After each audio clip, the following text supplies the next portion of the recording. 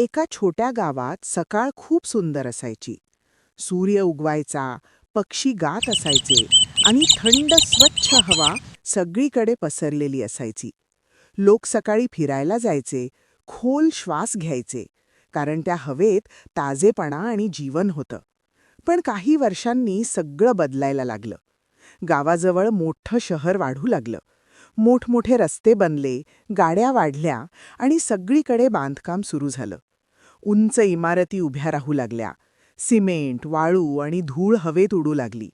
रस्त्यावरून जाणाऱ्या लोकांना नाक आणि तोंड झाकून चालावं लागायचं. त्या धुळीत खूप छोटे कण असायचे, जे दिसत नाहीत, पण ते थेट आपल्या फुफ्फुसात जातात.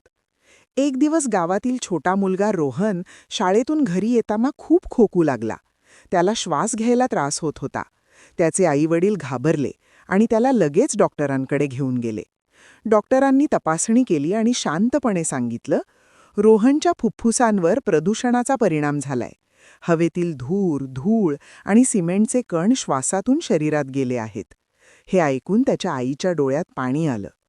पण फक्त हवा नाही, गावाजवळून वाहणारी नदीही बदलली होती. एकेकाळी ती नदी स्वच्छ आणि सुंदर होती. लोक त्या पाण्यात आंघोळ करायचे, पाणी पित होते.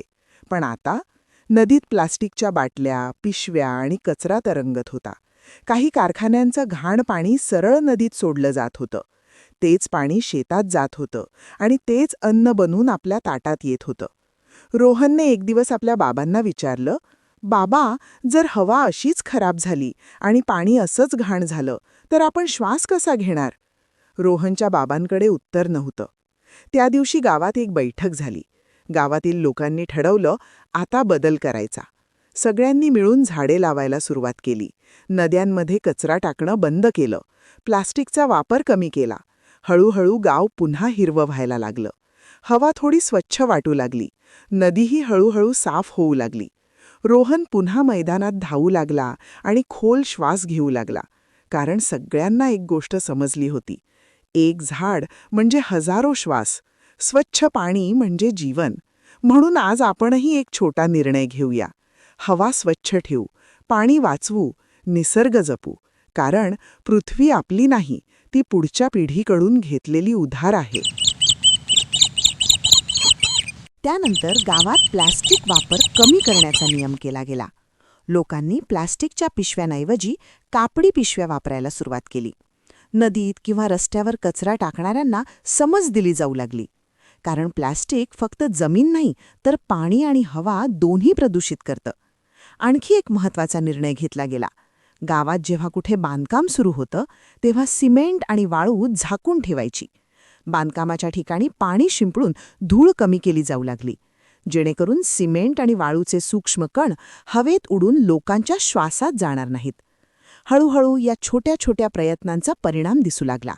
हवा थोडी स्वच्छ झाली, नदी पुन्हा स्वच्छ दिसू लागली आणि लोकांना पुन्हा मोकळा श्वास घेता येऊ लागला. तेव्हा सगळ्यांना एक गोष्ट समजली, मोठे बदल नेहमी छोट्या पावलांनी सुरू होतात. आज आपणही एक छोटा निर्णय घेऊया. एक झाड लावूया, प्लास्टिकचा वापर कमी करूया, बांधकामाची धूळ कमी करण्यासाठी काळजी घेऊया. कारण स्वच्छ हवा म्हणजे जीवन, स्वच्छ पाणी म्हणजे भविष्य. आणि लक्षात ठेवा, पृथ्वी आपली मालमत्ता नाही, ती पुढच्या पिढीकडून घेतलेली उधार आहे.